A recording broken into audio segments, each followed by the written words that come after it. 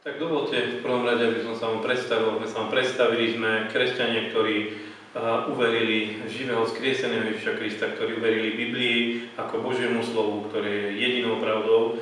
A toto video a toto DVDčko je vlastne súbor videí k tomu, aby ľudia videli a na vlastné oči aj mali osobné svedectvo o tom, že Ježiš je vzkriesený a aj dnes koná divy a zázraky, kde uzdravuje ľudí, vyslobodzuje ľudí a kriesí mŕtvych. Tieto videá sú svedectvom o tom, že niektorí ľudia boli klinicky mŕtvi a boli vzkriesení, ale sú tam aj svedectvá ľudí, ktorí boli nadprirodzene uzdravení alebo nejakým spôsobom sa nadprirodzene stretli s Ježišom Kristom.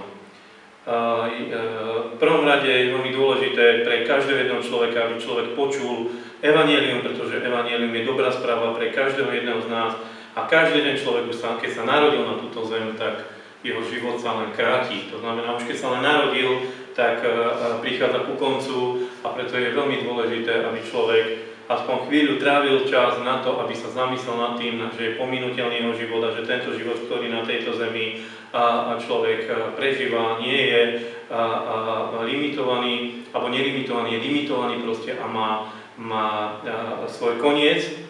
A Biblia jasne hovorí, že biologický život, ktorý je na tejto zemi, nie je len tým jediným životom, ktorý človek prežije, pretože Biblia jasne hovorí, že pokračuje ďalší život a to je život večný. A preto je veľmi dôležité, aby človek počul tú dobrú správu evanjelia, ktorá je vlastne správa z neba. A to nie je správa zo zeme, ale je to správa z neba, kde sám Boží syn, Nazaretský Ježiš Kristus sa narodil na túto zem. Boh Otec poslal svojho syna Ježiša Krista na túto zem, aby zachránil ľudstvo, pretože ľudstvo sa dostalo do otroctva. Možno si povieš, ale ja som v žiadnom otroctve nevedia, ani nie som vo väzení, ani v nejakom, pod nejakým otrokárom. Ono fyzicky to nevidíš, ale si duchovne pod otroctvom, kde Biblia hovorí, že človek je pod otroctvom hriechu a smrti. A preto prišiel Ježiš, aby človeka z tohto otroctva vyslobodil.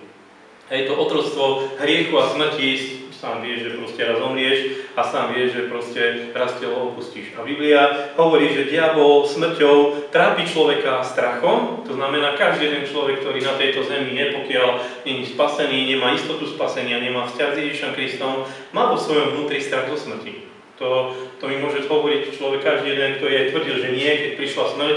Ja hovorím teraz aj sám za seba, lebo pred 8 rokmi som zažil stavy smrti. Zažil som, že vlastne skutočne smrť na mňa útočila. Takže bol som tiež taký, že proste ja sa nebojím a keď to prišlo, nebolo mi všetko jedno. Pretože je to duch.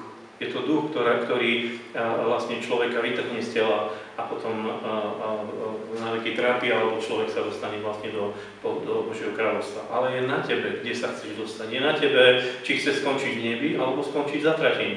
Ja budem čítať niekoľko veršov, biblických veršov, kde Biblia jasne hovorí, že proste Ježiš prišiel na túto zem, aby zachránil, spasil hriešnikov a že sám Boží syn Nazaretský Ježiš Kristus je jedinou cestou k Otcovi a on dokonal dielo spasy. To znamená, že aj ľudia sú rôznymi náboženstvami vedení k tomu, že proste musia vykonať nejaký skutok, náboženstvo, nejaké orgie, liturgie, obrady alebo dokonca až vraždy na to, aby sa dostali k Bohu. Ale toto je klamstvo, pretože sám Boh sa stal človekom, sám Boh zomrel za ľudstvo a sám Boh bol aj skriesený z mŕtvych. A to je Boží syn Nazaretský Ježiš Kristus.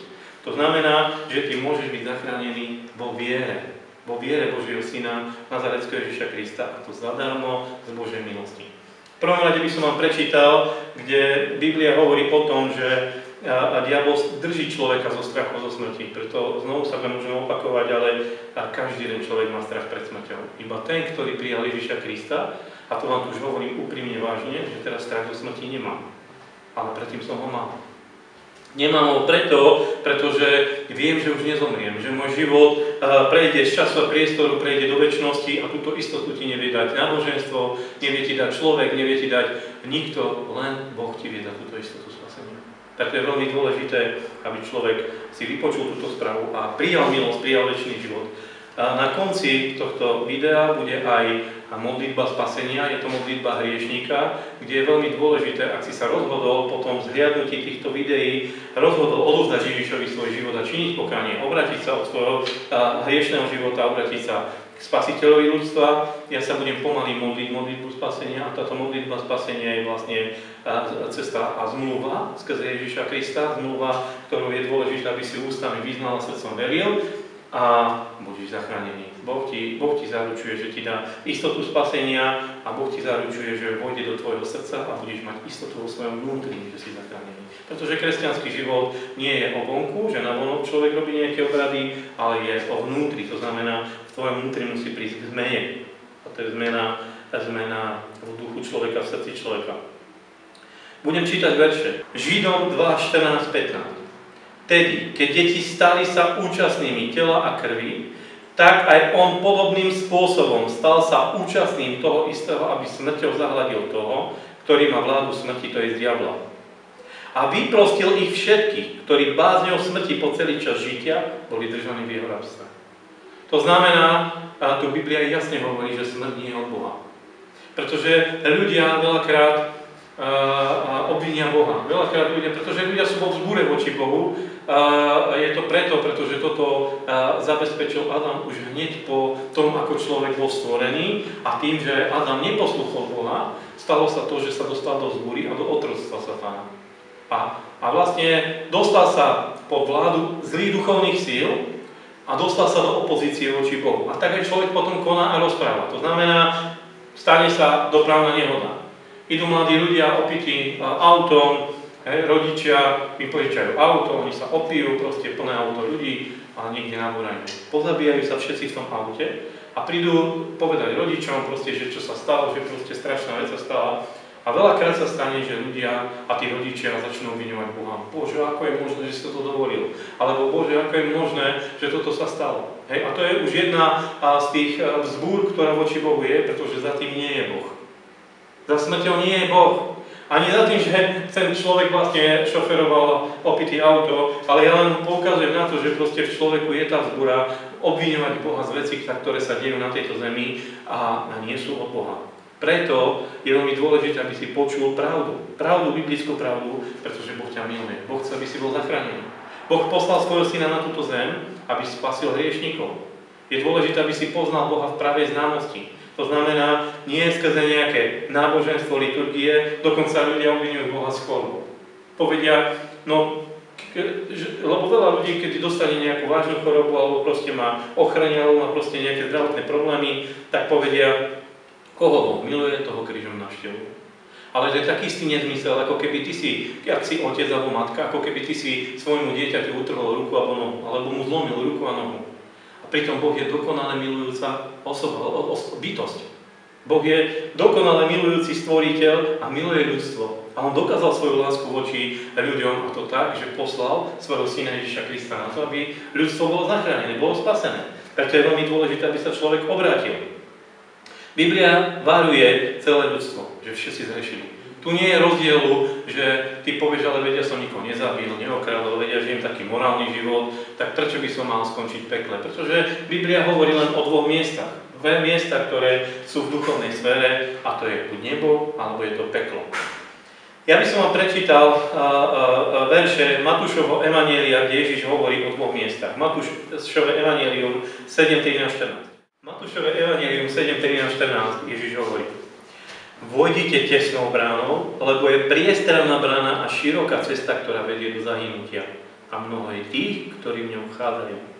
Lebo je tesná brána a úzka cesta, ktorá vedie do života a málo je tých, ktorí ju nachádzajú. Tu Ježiš hovorí len o dvoch miestach, kde môžeš tráviť svoju večnosť. Je to nebo alebo peklo.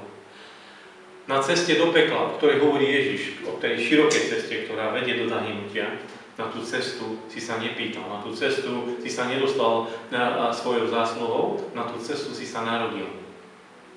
A preto prišiel Ježiš a priniesol evanjelium a zaplatil za hriechy ľudí svojim životom a svojou krvou, aby ťa z tejto cesty vytrhol a preniesol na úzku cestu, ktorá vedie do Božieho kráľovstva. A na tú úzku bránu, aby si prešiel tou úzkou bránou, ktorá vedie do života. A to je Ježiš. A to je už na tvojom rozhodnutí, čo spravíš s tým, čo urobil Ježiš na Golgotskom kríži. Preto je veľmi dôležité, aby človek odovzdal Kristovi svoj život a činil pokánie. Biblia hovorí v Rímanoch 3.23 až 26. Lebo nie je to rozdielu lebo všetci zhrešili a postradajú slávy Božej. Ospravedlňovaní sú zdarmo jeho milosťou skrze vykúpenie v Kristu Ježišovi, ktorého predúložil Boh za obeť zmierenia skrze vieru v jeho krvi a ukázanie svojej spravodlivosti pre pustenie stranou predošlé sa udialých hriechov do času obeti Kristovej v znášaní Božom, aby ukázal svoju spravodlivosť v terajšom čase, aby bol spravodlivý a ospravedlňujúci toho, kto je z viery Ježišovi. Rímanom 5.12. Biblia hovorí: preto, ako skrze jedného človeka vošiel hriech do sveta a skrze hriech smrť, a tak prešla smrť na všetkých ľudí, pretože všetci zhrešili. To znamená, Rímanom 3. kapitole Biblia hovorí, nie je to žiadneho rozdielu medzi ani jedným človekom na tejto zemi, ani jeden človek nie je na tejto zemi, ktorý by si nezaslúžil skrze hriech odsúdenia a zatratenia. Jediný človek, ktorý dokonal dielo spásy, jediný človek, ktorý si nezaslúžil odsúdenie a odlúčenie od Boha Otca, je Boží syn nazarecký Ježiš Kristus, pretože on sa stal človekom. On aj teraz sedí po pravici Otca v nebi ako človek. To znamená, Biblia hovorí, že skrze jedného človeka, to Adama, vošiel do života človeka hriech. Hriech je duchovná sila, ktorá ťa oddelila od Boha. A preto prišiel Ježiš, aby ťa z otroctva, ako som hovoril na začiatku, tejto duchovnej sily a tohto otroctva dostal ťa pod svoju vládu, ktorá je vládou pokoja, lásky a radosti. Biblia jasne hovorí, že Boh neposlal na svet svojho syna na to, aby ľudia trpeli, alebo aby boli odsúdení, ale práve naopak prišiel Ježiš na túto zem preto, aby ťa zachránil. Jánove Evanjelium 3.16 až 21. Lebo tak miloval Boh svet, že svojho jednorodeného syna dal, aby nikto, kto verí v neho, nezahynul, ale mal večný život. Lebo neposlal Boh na svet svojho syna, aby súdil svet, ale aby bol svet spasený skrze neho. Kto verí v neho, nebude odsúdený, ale ten, kto neverí, už je odsúdený. Lebo neuveril meno jednorodeného syna Božieho, a to je ten súd, že svetlo prišlo na svet, ale ľudia viacej milovali tmu ako svetlo, lebo ich skutky boli zlé. Lebo každý, kto robí zle, nenávidí svetlo a nejde k svetlu, aby neboli trestané jeho skutky. Ale ten, kto činí pravdu, ide k svetlu, aby boli zjavené jeho skutky, že sú vykonané Bohu. Amen. Tu vidíš, čo hovorí písmo. Že Boh neposlal na svet Ježiša Krista, aby odsúdil svet. Tu nehovorí o svete aj o stromoch, hovorí o ľuďoch. To znamená, Ježiš prišiel zachrániť ľudstvo. A Boh neposlal svojho syna na túto zem, aby odsúdil ľudí. Ale Boh poslal svojho syna na túto zem, aby ľudia boli zachránení a spasení. Ale Biblia jasne hovorí, že tým, že všetci zhrešili, tak odplatou za to je smrť. Je odlúčenie od Boha. Tu Biblia nehovorí len o telesnej smrti, pretože telesná smrť je jedna časť, ale potom je ešte duchovná smrť, ktorú Ježiš porazil. Telesná smrť bude porazená ako posledná a Ježiš je prvotina vzkriesenia, on porazil telesnú smrť, ale aj duchovnú smrť. Preto je veľmi dôležité, že teraz je dokonané dielo na kríži, že Ježiš porazil duchovnú smrť a zobral kľúče pekla i smrti. Rímanom 6.23. Lebo odplatou za hriech je smrť. Ale darom Božím z milosti je večný život Kristu Ježišovi v našom Pánovi. Odplatou, to je mzda, za čo si ľudia zaslúžili skrze hriech, skrze neposlušnosť, pretože hriech si nielenže spáchal vo svojom živote, ale hriech si aj zjedil. A také náboženstvo vyučuje ľudí. Rýchlo dieťa pokrstíme, aby dieťa, keby zomrelo, tak aby nešlo do zatratenia, pretože má dedičný hriech. Tak je pravda, že má dedičný hriech, ale ani jedno dieťa nejde do zatratenia, pretože dieťa nie je si vedomé svojej hriešnosti. A v 10. kapitole Markom Evanjeliu Ježiš zobral dieťa do roka a hovorí, nechajte mojich maličkých, takých je Božie kráľovstvo. On oprostil deti od hriechu. Ale hovorí dospelým, amen, amen vám hovorím, ak by ste vy neprijali Božie kráľovstvo ako tieto deti, nemôžete nikdy do neho. Ježiš oprostil, odňal od detí hriech, pretože dieťa nevie vstúpiť do zmluvy s Ježišom Kristom. Budem čítať ďalej, kde je veľmi dôležité vstúpiť do zmluvy s Ježišom Kristom. Ako? Vyznaním. A to je tá modlitba, ktorú budeme robiť na konci. Jedinou cestou k tomu, aby si ty mohol byť zachránený, jedinou cestou k tomu, aby si mohol mať odpustené hriechy, je nazarecký Ježiš Kristus. Nie žiadna iná cesta k tomu, aby si mohol byť zachránený a spasený. Jánove Evanjelium 14.6. A Ježiš mu povedal, ja som cesta, pravda život. Nikto nepríde k Otcovi len skrze mňa. Skutky apoštolov 4.12. Vtedy Peter razom naplnený Svätým Duchom im povedal: kniežatá ľudu a starší Izraelovi, ak sme my dnes vyšetrovaní pre dobrodenie učinené nemocnému človekovi, že čím akým je tento uzdravený, nech vám je všetkým známe, aj všetkému ľudu izraelskému, že menom Ježiša Krista, toho Nazarejského, ktorého ste vy ukrižovali, ktorého Boh skriesil z mŕtvych, tým tento tu stojí zdravý pred vami. To je ten kameň, opovrhnutý vami staviteľmi, ktorý sa stal hlavou uhla, a nie je to v inom nikom spasenia. Lebo nie je to ani iného mena pod nebom, ktoré by bývalo dané niekomu medzi ľuďmi, ktorom by sme mali byť spasení. Nie jediného mena, v ktorom môžeš byť zachránený. To jediné meno je Ježiš Kristus Nazarecký. Ešte raz opakujem, Ján 14.6. Ježiš povedal: ja som cesta, pravda i život. Nikto nepríde k Otcovi len skrze mňa. Preto je veľmi dôležité, aby si sa obratil a prijal správnu cestu, pretože tú cestu určil Boh. A ľudia skrze náboženstvo si pourčovali svoje cesty a chcú, aby to Boh prijal. Ale Boh vyriešil otázku záchrany ľudstva a on obetoval svojho syna a dokonale vyriešil otázku záchrany ľudstva, takže ty k tomu nevieš nič pridať ani ubrať, len prijať a povedať: Bože, ďakujem ti. Ďakujem ti, že si ma zachránil.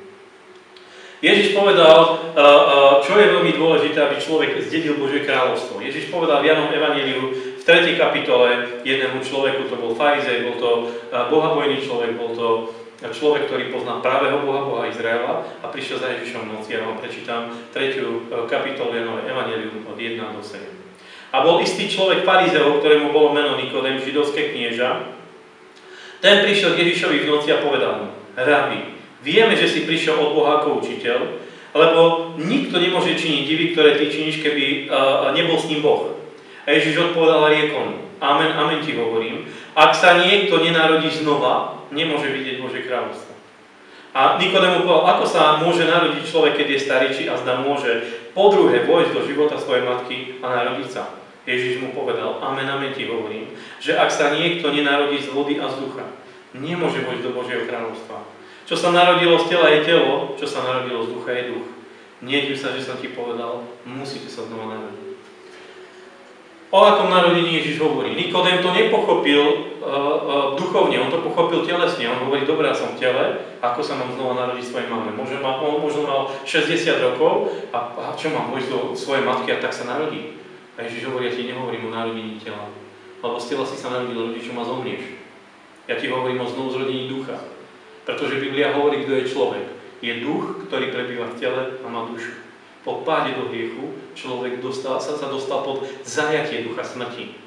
To, čo sme čítali na začiatku, že smrť zajala ducha človeka a drží ho v otroctve. To urobil Satan. A preto prišiel Ježiš, aby ťa z tohto zajatstva vyslobodil. Ale ty potrebuješ sa zmieriť s Bohom, prijať to, čo Ježiš vykonal za teba na Golgotskom kríži. A to je to modlitbou spasenia. A Ježiš hovorí: musíš sa znova narodiť. Znovuzrodenie je duchovné, je to nadprirodzené. Nevieš to robiť svojou silou. Ako vstúpiť, alebo ako prijať večný život a záchranu Ježišovi Kristovi, lebo náboženstvo vyučuje ľudí. Musí si robiť taký obrad, hen taký obrad, urobiť taký náboženský, takú liturgiu, hen takú liturgiu. Biblia toto jasne vyvracia, Biblia jasne hovorí, že spása je zadarmo. Je to z Božej milosti. Človek sa nejakým spôsobom nepričinil k tomu, aby bol zachránený. Jediný, kto sa k tomu, alebo bol nápomocný tomu, bol izraelský ľud, kde Ježiš sa narodil ako človek, narodil sa židovskej žene a spása vlastne prišla zo Židov, ale dielo spásy dokonal sám Boh. Dokonal ho so svojím synom, nebeský Otec, Syn a Svätý Duch. Preto je veľmi dôležité, aby človek prijal to, čo Boh vykonal za teba aj za mňa, a nevieš to urobiť svojou silou, svojou zásluhou, pretože toto ľudia sa snažia urobiť. Proste nejakým spôsobom, a náboženstvo je k tomu vedie, že nejakým spôsobom si musíš zaslúžiť spasenie. Nezaslúžime si. Nikto z nás spasenie nám Boh daroval. Ja vám prečítam verše, kde Biblia o tom jasne hovorí.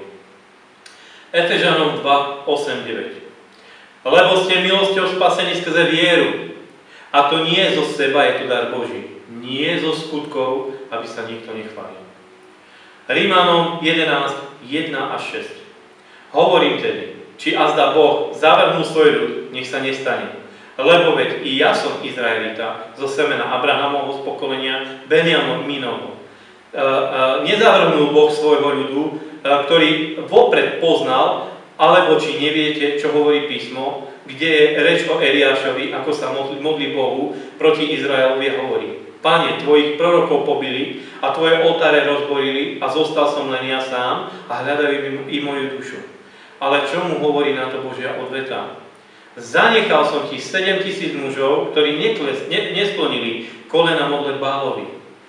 Takto tedy stalo sa, že i v terajšom čase je zostatok podľa vyvolenia milosti, ale ak milosťou, vtedy už nie zo skutkov. Pretože milosť by nebola milosťou. A jestli zo skutkov, nie je to už milosť, pretože skutok už nie je skutkom.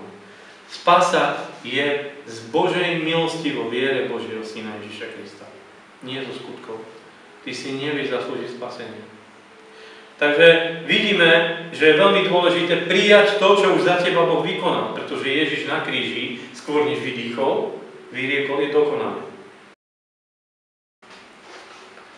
Ako to urobiť, alebo ako prijať milosť, ako vstúpiť do zmluvy s Ježišom Kristom a aby si prijal to, čo Ježiš za teba vykonal na Golgotskom kríži. Biblia jasne vyučuje a hovorí o tom, že môžeš to prijať vo viere Božieho Syna Ježiša Krista zadarmo, z Božej milosti. Rímanom 10. kapitola, 9. a 10. verš. Lebo keď vyznáš Pána Ježiša svojimi ústami a uveríš vo svojom srdci, že ho Boh skriesil z mŕtvych, budeš spasený. Lebo srdcom sa verí na spravodlivosť a ústami sa vyznáva na spasenie. Vstup do zmluvy s Ježišom Kristom je dôležité, aby si ústami vyznal a srdcom uveril. Ja ešte poviem jednu vec, ja som to už hovoril niekde v polovici tohto videa. Ako toto urobí novorodenec? Ako toto urobí dieťa? Nie je možné, aby si novorodenec ústami vyznal a srdcom uveril, že Ježiš Kristus je Boží syn.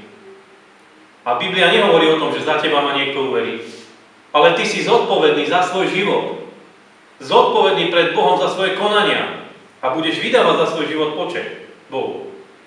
A preto je dôležité, aby si sa zmieril s Bohom a to rozhodnutie je tvoje. To rozhodnutie je na tebe, či odovzdáš Kristový život alebo nie. Pretože budeš musieť zaplatiť za svoje hriechy sám. Takže ja sa budem modliť modlitbu spasenia. Tá modlitba je vlastne modlitba vyznania, modlitba záchrany, kde poprosíme Ježiša: Ježiš, zachráň ma. Som hriešný, neviem sa zachrániť sám, ty si za mňa zaplatil na Golgotskom kríži svojím životom a svojou krvou dokonale a ja len môžem prijať s vďakou, s bázňou a s poklonom, s pokorou pre tebou, Pane, to, čo si za mňa vykonal na kríži.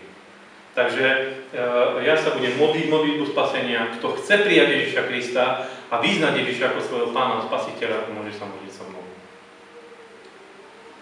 Drahý Pane Ježiš, ja verím, že Ty si Boží syn. Verím, že si jediná cesta k Otcovi a prišiel si na túto zem, aby si ma vykúpil z hriechov a zo smrti. Pane Ježiš, ja viem, že som hriešný človek a potrebujem ťa ako Spasiteľa. Ja Ti odovzdávam svoj život, svoje srdce. Príď, prosím, do môjho srdca, odpusť mi, prosím, všetky moje hriechy a ja ľutujem všetky svoje hriechy. Drahý Ježiš, očisti ma, prosím, Tvojou svetou krvou od mojich hriechov a ja úprimne odpúšťam každému človeku, ktorý voči mne nejak zhrešil alebo mi ublížil. A vyznávam, že Ty, Ježiš, odteraz si Pánom môjho života a Pánom mojej duše. Ďakujem Ti, Ježiš, za milosť a večný život, ktorý si mi daroval ako dar Boží. Amen. Ak sa niekto so mnou modlil modlitbu spasenia, je teraz veľmi dôležité, aby si počul, že sa musíš stať učeníkom. Ježiš povedal v Markovom evanjeliu 16 až 20. Ten, kto uverí a pokrstí sa, bude spasený. Kto neuverí, bude odsúdený. Teraz je dôležitý krst. Vodný krst. Lebo veľa ľudí nám povie, ale dobre, mňa pokrstili ako dieťa. Ale to nie je krst, o ktorom hovorí Ježiš. Pretože najskôr je viera a potom je krst. Krst je stotožnenie sa s Ježišovým hrobom a ponorenie sa do Ježišovho hrobu. To je ponorenie do vody, kde Ján Krstiteľ krstil v rieke Jordán, krstil nie novorodencov, ale dospelých ľudí. A bol to krst pokania. Ale potom ešte jeden krst. A tým krstí Ježiš Kristus, kde keď Ján Krstil hovorí o Ježišovi, za mnou ide mocnejší, ktorému nie som hoden rozviazať remienok na jeho obuvi, ktorý bude krstiť ohňom a Duchom Svätým. A Duchom Svätým krstí sám Boží Syn Nazarecký Ježiš Kristus, preto ak prídeš do cirkvi, položia služobníci na teba ruku, pomodlia sa za teba a Ježiš ťa pokrstí Duchom Svätým.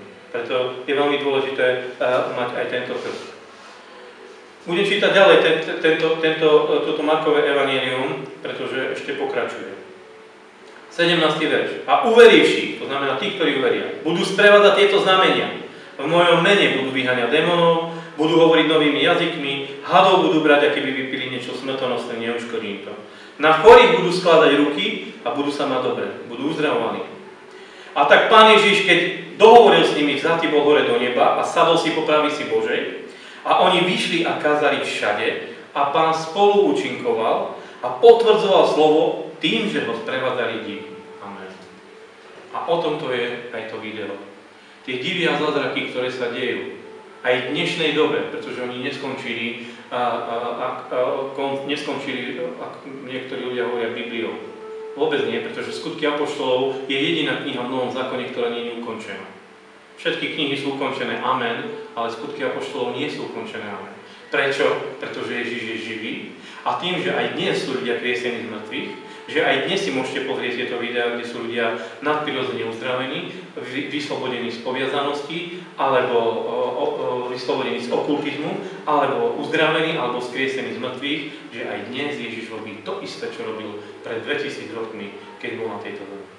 Preto ja vás prosím, bude tam aj internetová stránka v textovej forme, môžete si pozrieť viac svedectiev na tejto stránke a veľmi radi vás uvidíme v cirkvi, pretože kresťanský život je o živote s bratmi a sestrami, v kruhu kresťanov, tých kresťanov, ktorí skutočne sú v Kristovi, pretože slovo kresťan je odvodené slovo od Krista, to sú Kristovci. To sú tí, ktorí Kristovi odovzdali život, Kristovi patria a Krista aj nasledujú. Ďakujem vám pekne.